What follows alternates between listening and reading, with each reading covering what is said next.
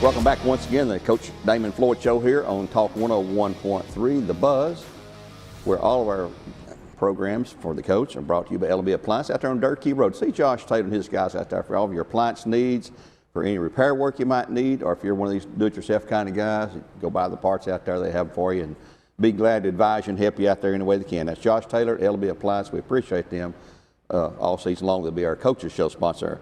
Our opening game last week, Coach Floyd, it was one of those tough, emotional, intense games. We knew it was going to be that way. There's no surprises at all. It was a nice, warm night. Things got a little heated out there on the field too, but give us your thoughts on that game.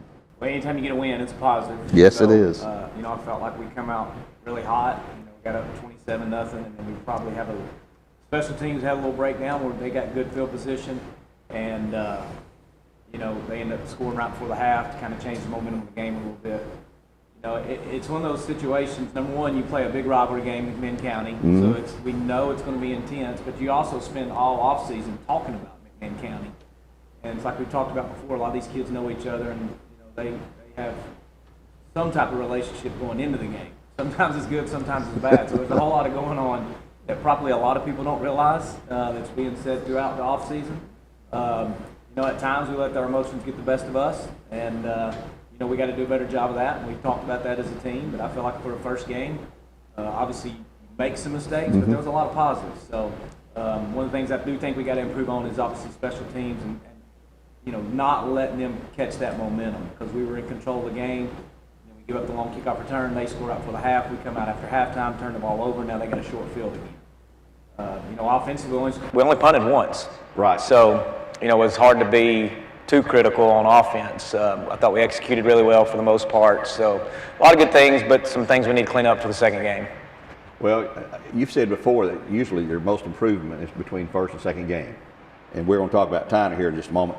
What do you take away from the game from Friday night? Let me ask you this, too, though. If you're a teacher at Bradley, how would you assign a letter grade for your offense, defense, and special teams? What kind of letter grade would you assign to both of those for that one game? Yeah, I would say offense is probably A-, just because there is some things we can clean up. I don't know if you're ever going to get an A+. I mean, everybody's going to make mistakes at some point. Right. So high B, low A maybe. Defense, probably mid B, low B. Not quite a C, because I think there was 3 possessions, we had 3 and outs. One possession, there was a 6 and out. And then, they converted 2 fourth downs on 2 of their scoring drives. We gave them the ball inside the 30, they scored on that. So still a lot of good things, even though they scored 21 points. We don't want that, but it is what it is. Special teams, I thought that was probably a C. I think there's lots of improvement that can be made there from different individuals. At different times, people were doing some really good things, but as a unit, we've got to be better in the special teams. I felt like we lost the field position battle, and when you play good teams, that's going to be a huge factor in the game, in the outcome of the game. Well, we've talked about this before. Special teams, that's basically a third of the game between kickoffs and extra points and field goal attempts and punts and all that, kick returns. That's a huge part that people just tend to gloss over sometimes, but that can give you that field position. It can take away that field position, Well, I think if we pin them a little bit deeper than what we did right before the half, with their offense, obviously they didn't complete a pass or even attempt to pass, so that gave them momentum, and it gave them the chance to, hey, we can go for it on 4 downs, because a punt's not really going to help them. And so that was a huge factor in the overall outcome of the game, because, the second half we probably could have put it away if that return doesn't happen. Yeah. And it's a special teams play. Now, like I said before, you want the defense to blow their back and, overcome that, but we didn't. And McMinn had a game plan too, and they're trying to do things as well. So, you spend a lot of time on special teams. I think our guys need to take more pride in it. We try to keep as many starters off that as we can, and that's a chance for younger guys to get reps on Friday nights and to build some confidence. But we have got to win the special teams battle. It can't be even, and we can't lose it, and we lost it Friday. Well, let's talk about on offense. Caleb had a good night. His first game as a Bear, 14, I think, of 27. No interceptions, 300 yards plus, 5 passing receptions. He's got a bevy, though, of receivers to throw to. Man, I think I could complete some passes. Some of those guys, so they find a chance to get open out there. But he was good at checking down, I thought. He was looking, and he had a lot of time to scramble. The offensive line, obviously, is a veteran line, and to give him protection most of the time. But he can take off and run with the ball when he needs to as well. Yeah, I think it was a total team effort. Like you said, it all starts up front. The offensive line gave him time. And then Caleb's obviously a dual threat. But some of the passes he threw, I don't know if you could have thrown those, Gary. But they were accurate. You know what I mean? Like he's putting them in some tight spots. He sort of floats them in there, too. Well, at different times. Sometimes he had to really gun it in there, and then sometimes he did put some touch on it.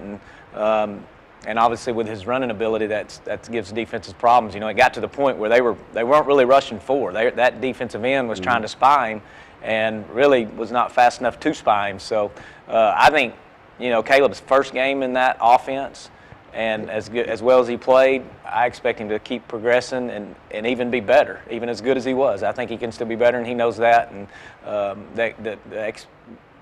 the potential for him at quarterback is really, really high, and he's pretty close already. So it's exciting to see.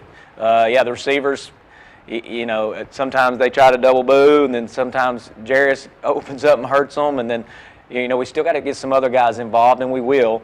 But, you know, with Jarius and Boo on the field at the same time, man, that's hard for a defense to, you know, really focus on one guy. So a lot of good weapons. You know, I heard us when Jay Allen went out. We had a lot in the game plan with Jay Allen at running back where he may switch to receiver and some different types where we give some empty formations. And when he went out, it kind of changed the game plan.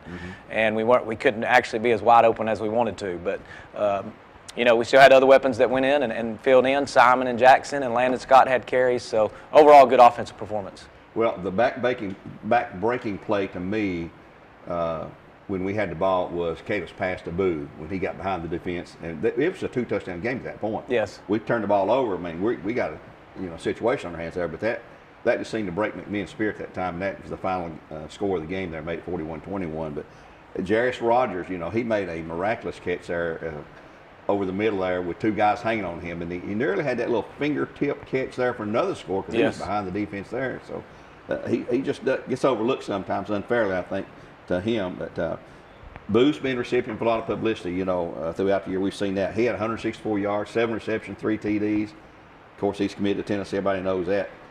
Weapons like him and Caleb and Max Wilson and Jarius Rogers on offense and the running back of Jay Allen and all that. By the way, Jay Allen, what's the update on him since he went out? I mean, more than likely he's play out this week. We'll wait and see. You know, he's in a boot right now. It's a high ankle sprain, which as a running back is just hard to get over because now it takes away your cutting ability. But you know, I don't think it's as serious as we first thought. You know, when it happened in the game, it looked ugly.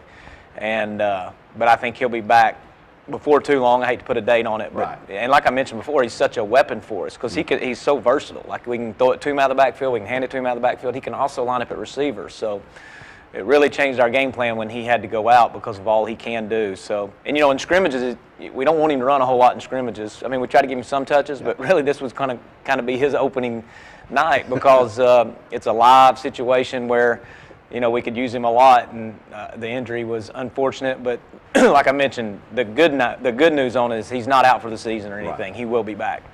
Let's flip to defense. I thought Tito Williams had a remarkably good game. I mean, he was in a bunch of tackles. I think he hit double figures on tackles with the solos and assists. He's a stopper there, and he's going to play D1 ball somewhere too. And their whole defense, I think there's 20 different guys got credited with assists or solo tackles, and man, they were just swinging everywhere. Now against that single wing, which to me is boring as all get out to even watch it as a fan, I wouldn't want to have my team. You better not have switched the single wing.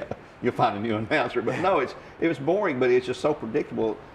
The guy's on the sweep, they're going to hand it to him or the tailback or the quarterback. Period. That's it. And they never attempted a single pass all along. Did that surprise you? They didn't even try to pass, even if they got so far behind? No, just because I knew going in, I mean, I think a lot of coaches that we play against, our opponents are going to try to keep the ball out of our hands, run the clock, and they wanted to make it monotonous for our defense, and they did at times. And it's not an excuse, but our defense has to overcome that. And, you know, some of the kids, we talked about it, and it does get old sitting there reading your single key every single play. And they're high school kids, and they make mistakes just like I would too. But, you know, you have to do it for the guy next to you. And I do think we got after it for the most part, but it's got to be there every single rep. And there was a couple times we didn't read our keys or we misaligned. And I really feel like it was more on us of when they did score a couple times, us not lining up correctly, us not reading the key. But, yeah, that's hard for a high school kid to sit there and line up and defend that every single down because it's one single read for everybody, and then it's a team game.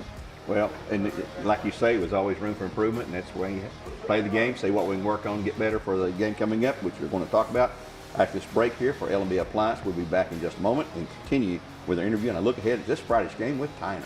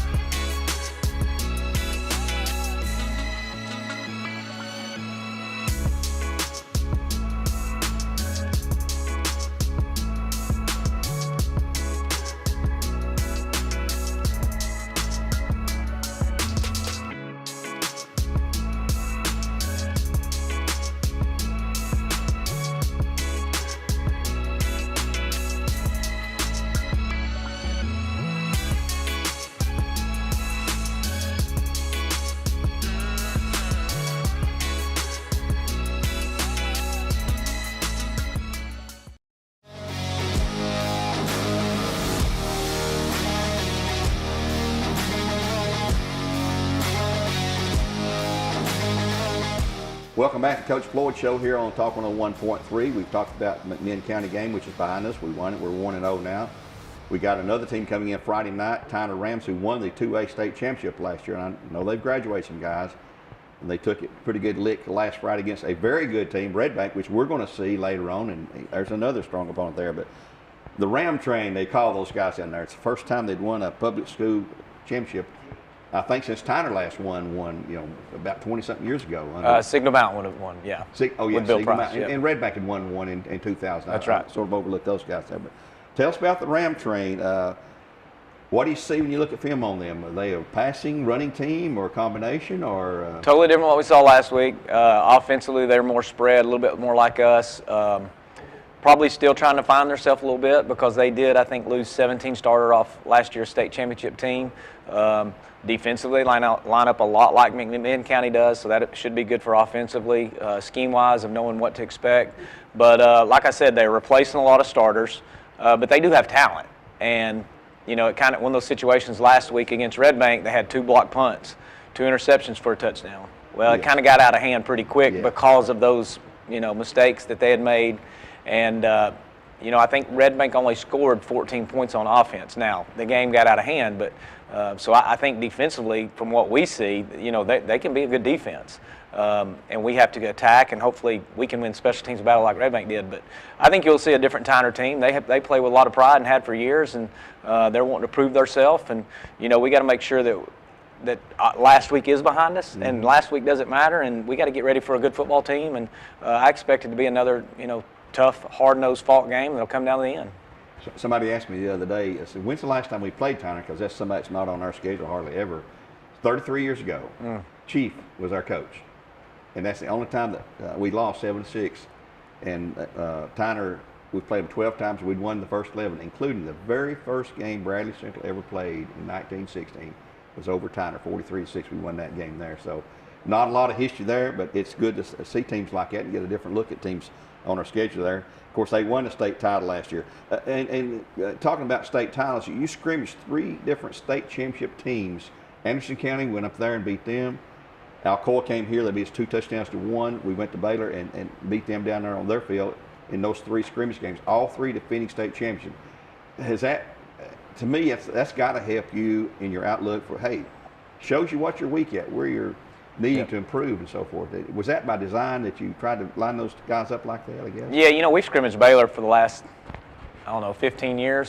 So that was a common opponent. We've scrimmaged Alcoa off and on, just depending on how our schedules work out. Anderson County, first time we scrimmaged them. But yeah, it was by design because, we've got a lot of guys that have a lot of experience. I think there's 8 guys on this senior class that have started since they were freshmen. So we needed to see that. And You know, the good thing is we played a lot of guys in all those scrimmages, and as did those guys. I mean, you know, you talk about the score, but as a coaching staff, that's not what you're keeping up with. You're trying to get good looks from good opponents that do it the right way and also get depth. So, not trying to win or lose a scrimmage, obviously, but, I mean, you want to try to win, but if you lose it, it's not a big deal because you're trying to get reps versus quality opponents. And I thought when we came out for the game Friday, I think those scrimmages really helped us because physically we had seen it. Yeah. And, you know, McMinn, like I said, they're a hard-nosed physical team, and they kind of took it to us a little bit, but I thought we were probably – the scrimmages helped us prepare for that. Right. And Yeah, I will that's say what you that. want. So I do think we had an advantage there at the beginning of the game because of those opponents we faced. Well, Friday night now is a 7 o'clock kickoff. It'll be the only last Friday, the 7:30 kickoff is the only 7:30 kickoff I see on the schedule. Everything else will be back to the regular time at 7 o'clock. It's going to be very hot Friday. Is heat going to be a factor? Oh, yeah. For you guys? Yeah, actually, I just brought a bunch of, you know, gallon jugs of water for our whole team to be drinking all day to make sure we stay hydrated all week. But, you know, it looks like today, if we get to go outside and practice, that it's just going to be helmets and there's going to be a lot of breaks. So it's going to be like that all week. So really, you're not going to get a whole lot of practice time in. But, I mean, Tyner's in the same situation. Yeah. You know, it's a state rule. So the most important thing is taking care of our kids.